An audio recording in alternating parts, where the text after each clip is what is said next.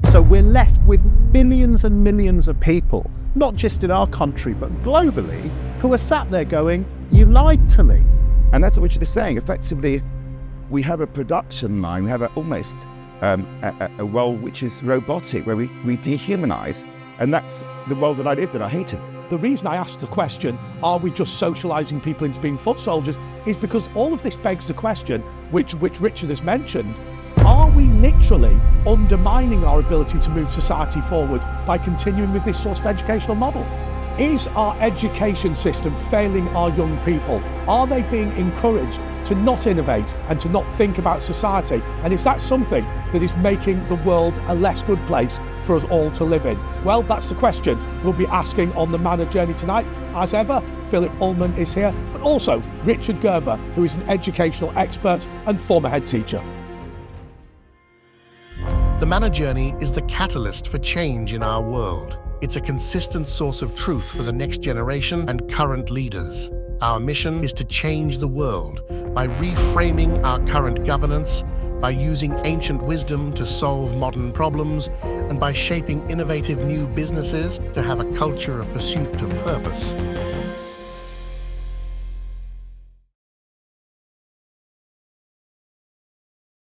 So Richard, what has gone wrong with education? Well, we're living in a world that is changing dramatically and at unprecedented speed, whether it's social, whether it's economic, whether it's technological, whether it's environmental.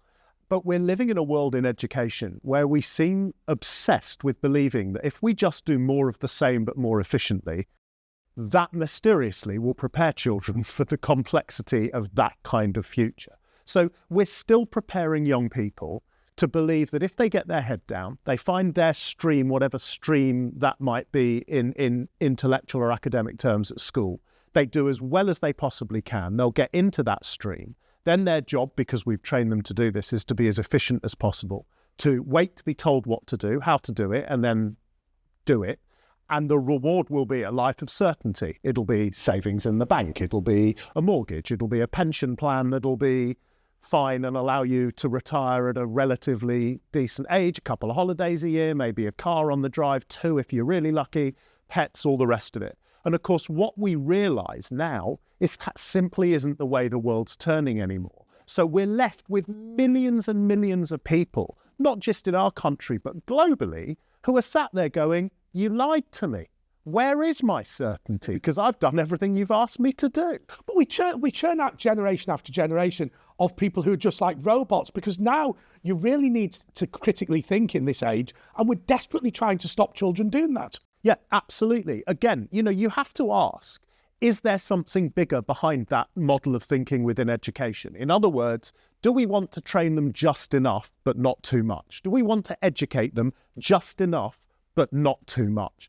And my fear is when you look at mass education, that's exactly what we're doing them. We're filling them with a set pail of knowledge that someone somewhere up there has defined is the correct knowledge to know, making sure every child is filled with exactly the same pail, assessing them against how much of that pail of water they can remember, and then throwing them out into the world. What's really interesting to me is some of the most exciting dynamic education models are happening in the private education sector around the world. Why? Because they're not confined necessarily by the same models. Where are the critical thinkers coming from? Well, the majority of them are coming from, certainly if you look at the proportion, an inordinate number, are coming from the private education sector. Why? Because they're given the opportunity to think critically, to have vast array of experiences, to debate, to understand how to communicate effectively, to lead, for want of another term, to be entrepreneurial. And actually, one of my passions has always been, if we're serious about growing the human resource necessary to not just survive but thrive in this ever-changing, vastly dynamic world, we've got to create more people, as you say, that are dynamic thinkers, that are forward-thinking, the ability to be entrepreneurial, to challenge the status quo, to think for themselves, to build tribes and groups of people that can make stuff happen, rather than being the passively trained people so many of our kids are, who just sit there waiting for stuff to be done to them or orders to be given to them. So Philip, look, obviously you've never been in education, but having employed vast numbers of people, 100,000 a year, I mean, this lack of quality education must have been something that really showed through in your experience. Absolutely. As Richard has explained, when we would send a worker to a warehouse, they didn't want somebody to think. They wanted somebody who received an order on a little screen and then effectively robotically walked a mile to the next slot, picked up, and then got another instruction, which means there might as well be things. It's dehumanizing. And that's what Richard is saying. Effectively, we have a production line, we have almost a role which is robotic, where we dehumanize. And that's the role that I lived in. I hated it. And I hated the fact that we weren't treating people properly. But that was the way the world is moved. It's moved in that way because of the top-down metaphor of command and control, where people aren't encouraged to think. And you end up with people being cogs in a machine, which is horrible. But do people put up with it? This whole idea of being a robot rather than a real person. Do they put up with it because their school has taught them from the age of 5 that they have to put up with it? Absolutely. Richard will tell you, we've discussed these things before, that the rate of development of children before they get to school is exponential. That's right. So we know that we learn somewhere between 70 and 75% of everything we learn in our lifetime before we're 5. And before people watching this go, that's ridiculous, Richard. What you've got to, I'm not talking about the knowledge and information that comes with experience, but if you think about it for a minute, in the first 5 years of life, most of us learn to walk and talk. We learn to understand vocal intonation, facial expression, body language. We learn to be manipulative. We are the most manipulative creatures under 5. We learn to speak. If we're born into a multilingual home, we will learn to pick up every single language spoken in that domestic environment. I think the thing that I find fascinating, babies like to know what texture is. So they're not eating things. They're putting it on the lips to go, well, I know what that looks like, but what's it feel like? Yeah, they're looking for the entire sensory experience, right? So we learn at an extraordinary rate.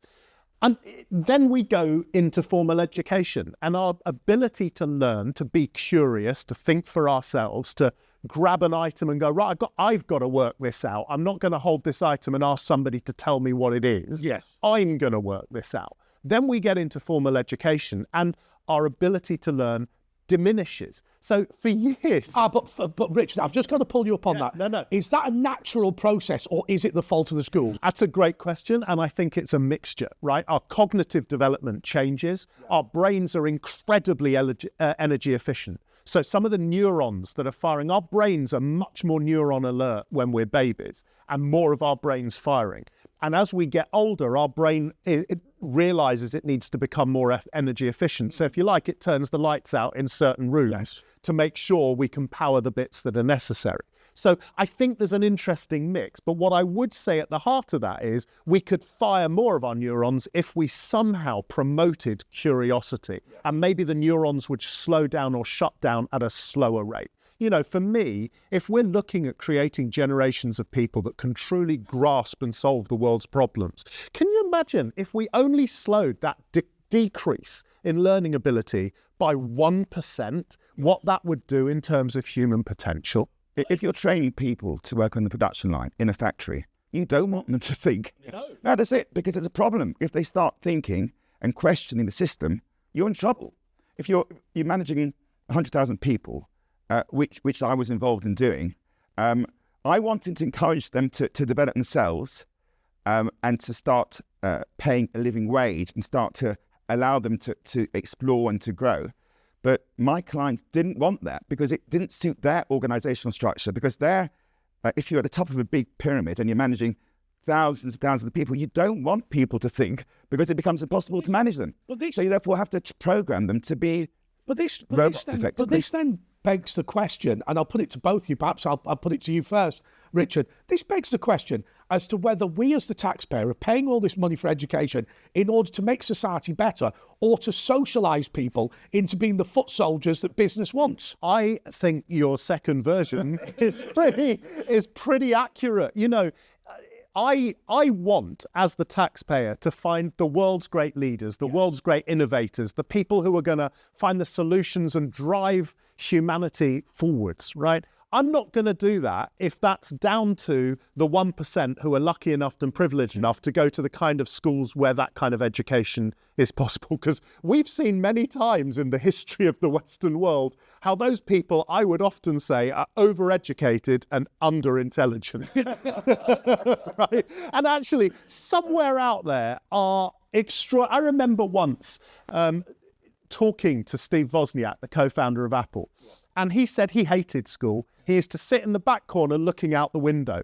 Steve Wozniak was in somebody's classroom, right? That guy changed the world. Now, how many other Steve Wozniaks are sat in classrooms looking out of windows who won't then necessarily get the kind of stimulus he got? And those people could be the people to find the future economic models, the future solutions to technological advancement, to human betterment. And they're wasted because they're sat there being told just to by rote learn their times So table. Philip, on that point, I mean, the reason I asked the question, are we just socialising people into being foot soldiers, is because all of this begs the question, which Richard has mentioned, are we literally undermining our ability to move society forward by continuing with this sort of educational model? Without any doubt, it's part of a system that is not encouraging people to think for themselves, that is not encouraging people to be the best form of themselves, actually develop and grow within smaller teams, rebuilding family, the community, the nation. That once you start imposing from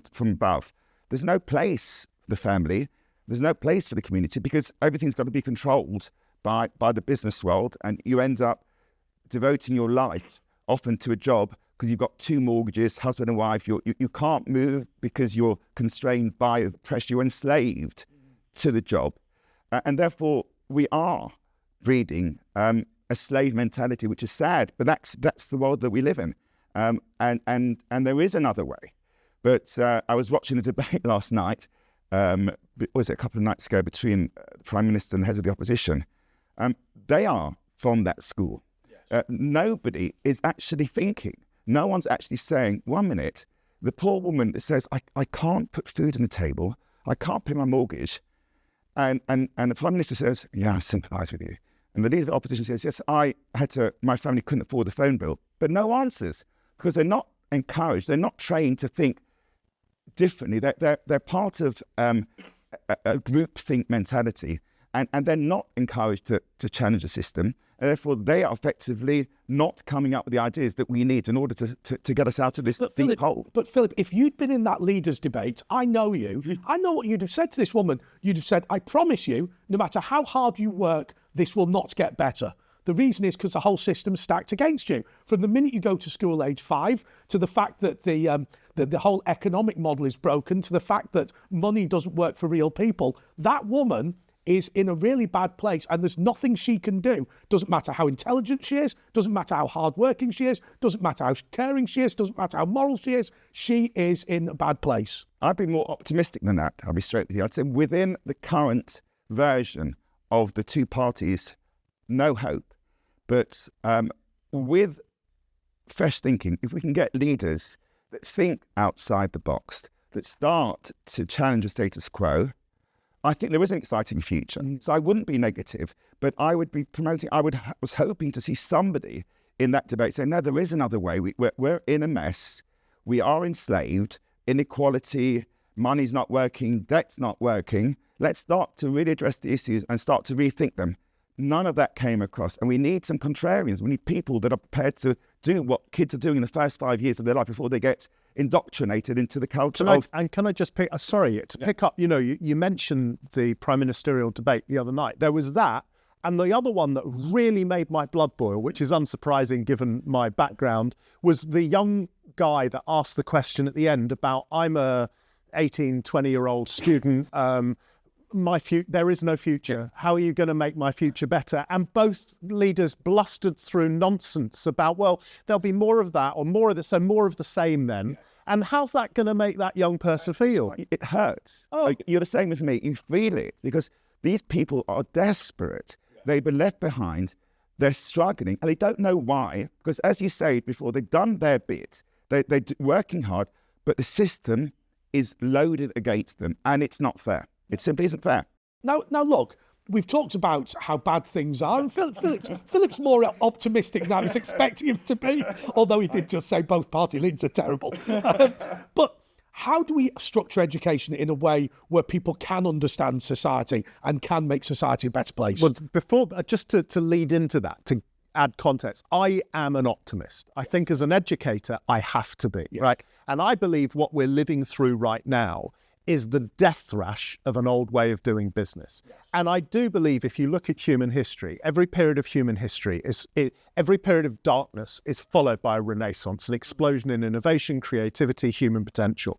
I look at our young people, and demonized though they are by so many misunderstood people in society, I see them and think their potential is extraordinary. We've just got to tap that. Right? And actually, Richard, just to add a further sentence in there, the world, the level of technology we've got, all of the paraphernalia that we've got means that there's never been a time where there's more opportunity than exists. Exactly, right. So for me, what we've got to do is actually provide them with opportunities to do extraordinary things. So, for example, one of the things I've advocated for many years is I think that every school, particularly schools in areas of social deprivation, should have, and I haven't got the term right, but a business incubation unit. So a 16, 17-year-old could pitch to their business incubation unit, I've got an idea. I've seen a gap in the local market. I've got a service I can offer, a product I can make. Help me bring that to market. Right now, the reality of business is 9 out of 10 of those ideas may not come to ultimate fruition. But the learning that will have gone on for those young entrepreneurs, learning about the goods and bads of what they've experienced and what they've been involved in, would set. But think about the 1 in 10 that does come off and how that one business could transform that local community. I don't know about you, but when I went to school, there was something similar to that. But what it was a bank setting up in the school. So rather than thinking about entrepreneurialism, rather than thinking about innovation, we just immediately reverted to talking about banking. Exactly right. I couldn't agree with you more. And that's what we're doing in the real world, at a bit older. So my partner, Gary Kloppenstein in Chicago, wonderful, wonderful guy, is working with the number of state labs that do research with the kind of people you're talking about that really love what they're doing. They come up with an idea, but they're not commercial.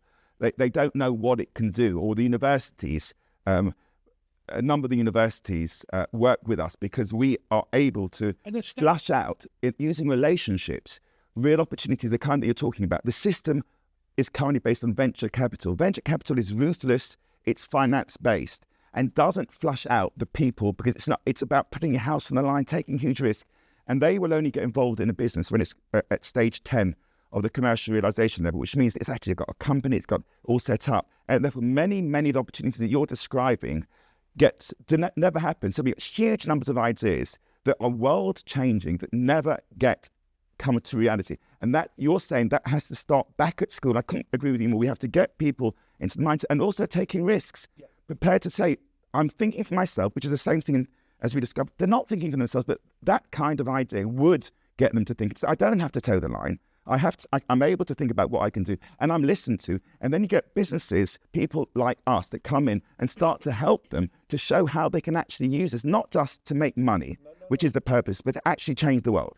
And it's a different mindset, and that's what really would excite these kids. Philip, what I find extraordinary about that is, and this blew my mind when you told me, that actually all of the universities in Britain, including the elite universities, Cambridge, your old college, included, they have all of these scientists working on all of this technology as their projects, and there is no mechanism to turn them into businesses at any of the universities until you came along. No, it's not. Yeah, effectively, yeah. It's so driven by finance and venture capital that these kids, they're phenomenal, the ideas these people have got. And so we get something like 2,500 a year. Actually, in America, we're starting to work here as well. There's something called Accelerate Zero, which is a collaboration between Oxford and Cambridge, Manchester, Bristol, Imperial and UCL, where they're trying to find those ideas that can accelerate net zero. And we hope one day to help them, because that's what we do. We help to build relationships and to work with people to help them to achieve their dreams. And we have the commercial skills, but we do it with relationships. The VCs don't do relationships. They do it. It's all about things and cogs in a machine. And you're absolutely right. If we could start from school encouraging people to think out of the box and to recognise and to celebrate it, we're starting to change the culture.